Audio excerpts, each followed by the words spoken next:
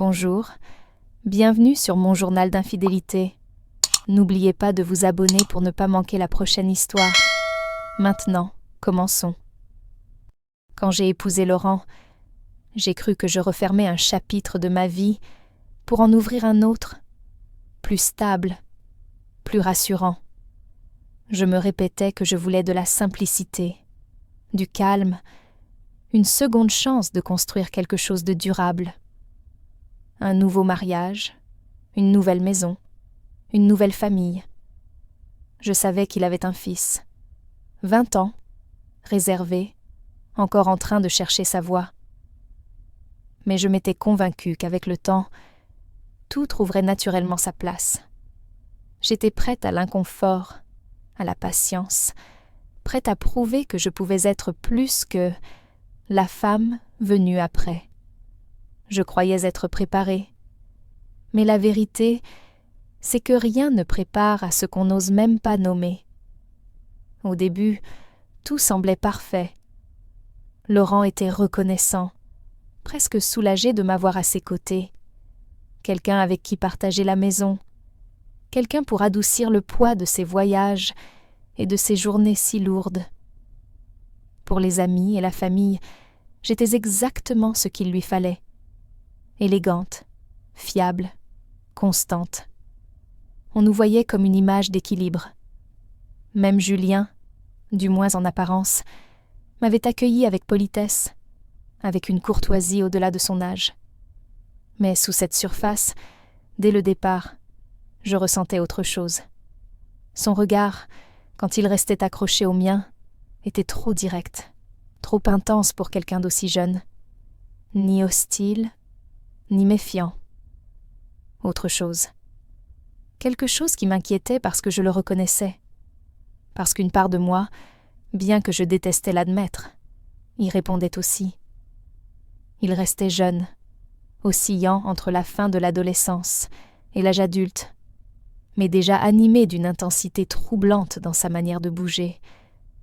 Je le voyais dans la façon dont il emplissait la maison d'une énergie nerveuse, arpentant les pièces, mettant la musique trop fort puis trop bas, incapable de rester immobile. Je me disais que c'était normal, seulement une étape, un jeune homme en devenir. Mais parfois, quand je surprenais son regard, je percevais un éclat différent, plus lourd qu'une simple politesse. Et, à ma honte, cela ne me repoussait pas, cela m'effrayait, parce que je le ressentais moi aussi. J'ai tenté de rationaliser. Je me suis réfugiée dans de petits rituels. Préparer le dîner, ranger chaque pièce, organiser les week-ends pour donner à la maison des airs de foyer. Je riais aux plaisanteries fatiguées de Laurent, posais ma main sur son bras lors des réunions, jouais mon rôle avec tant de naturel que personne, pas même lui, ne pouvait soupçonner autre chose. Mais le silence a son propre langage, et c'est dans ce silence que le danger a commencé à croître. Il vivait dans ces instants où je l'effleurais en passant dans le couloir et où mon pouls s'accélérait. Il vivait dans les rires partagés devant une émission banale qui, soudain, semblait de trop intime, trop secret. Il vivait dans le calme de minuit, quand la maison s'endormait et que je me surprenais à écouter ses pas sur l'escalier au lieu de ceux de mon mari.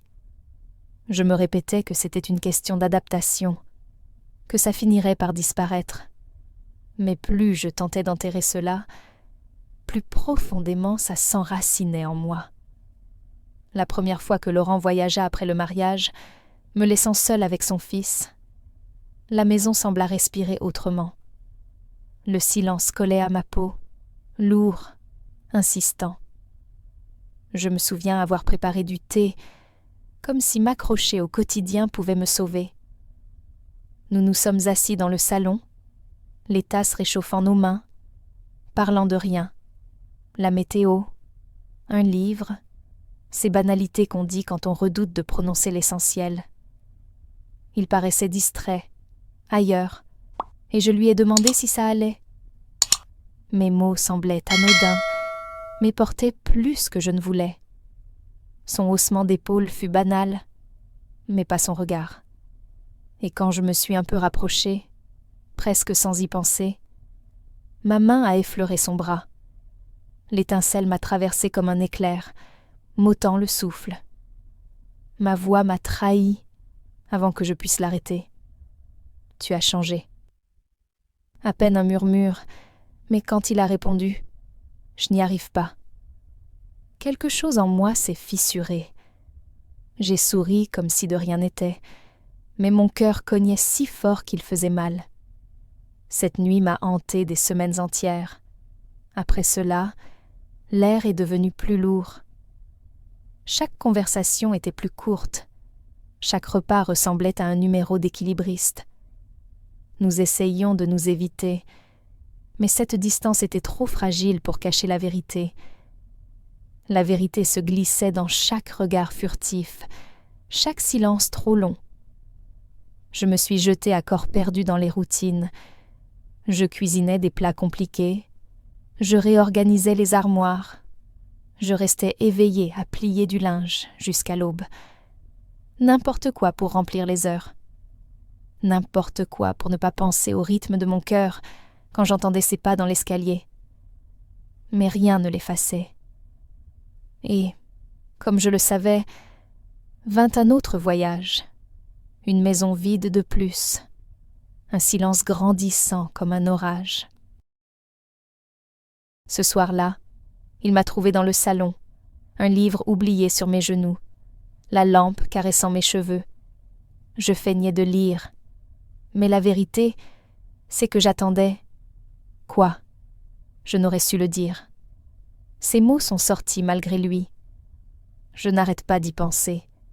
Je sais que c'est mal, mais chaque fois que je te vois, je perds le contrôle.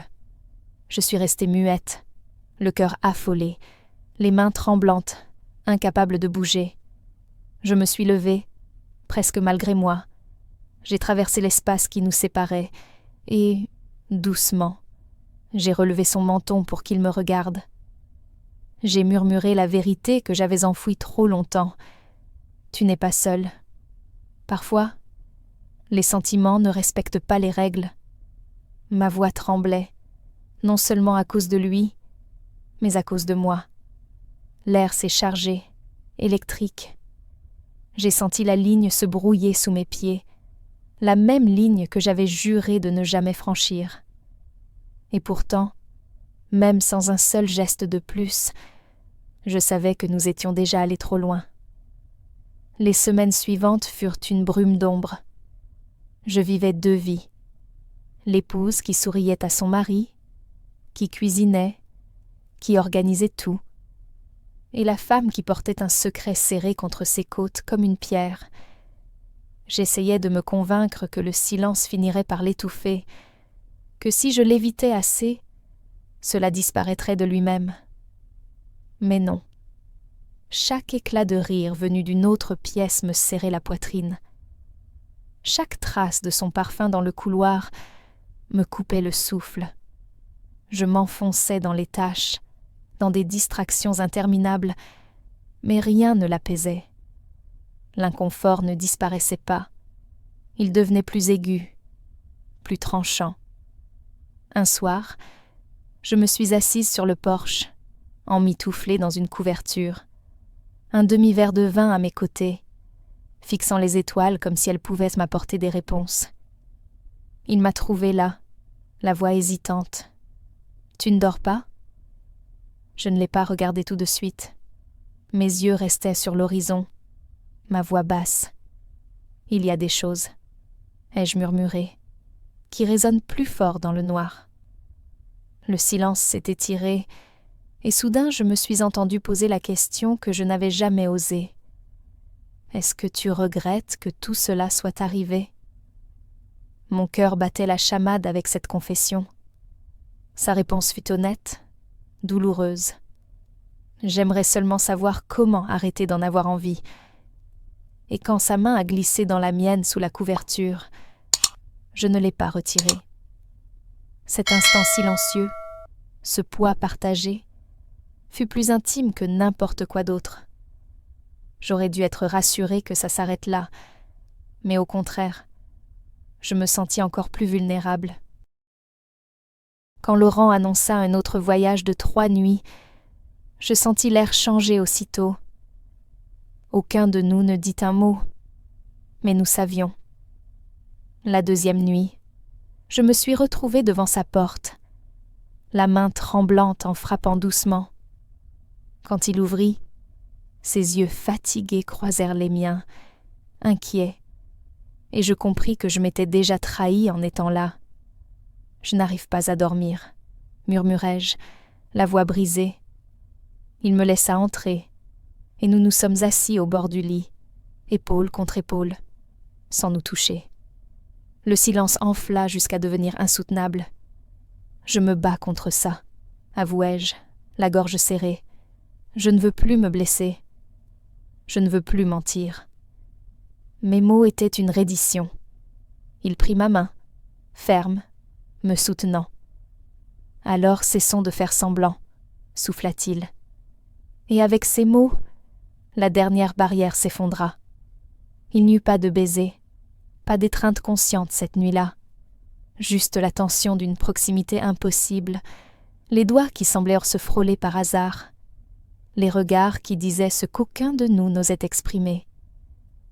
Et dans ce silence chargé, je compris que même sans un seul geste supplémentaire, nous étions déjà allés trop loin. À l'aube, je me suis glissée jusqu'à la cuisine. J'ai mis le petit déjeuner sur la table, œufs, pain grillé, café. Ma tentative silencieuse de réécrire la nuit, comme si la routine pouvait l'effacer. Quand il descendit, j'affichai un faible sourire, feignant, dissimulant, mais la vérité brûlait dans ma poitrine comme du feu. Le repas ne pouvait rien effacer. Rien. Et maintenant, quand je le regarde, je le sais avec une certitude qui m'effraie. Nous sommes allés trop loin dans la pénombre. Il n'y a plus de retour, plus de chemin vers l'innocence. Le monde ne le saura jamais, mais nous le porterons, chaque jour, en silence. Parce que certaines vérités, une fois éveillées, ne se rendorment jamais. D'avoir fait partie de cette histoire. Si vous souhaitez en entendre plus, n'hésitez pas à vous abonner et à activer la cloche pour ne pas manquer la prochaine entrée du journal. Je suis curieux. Que pensez-vous de cette histoire? Avez-vous vécu quelque chose de similaire? Partagez votre histoire dans les commentaires. Merci d'avoir pris le temps d'écouter.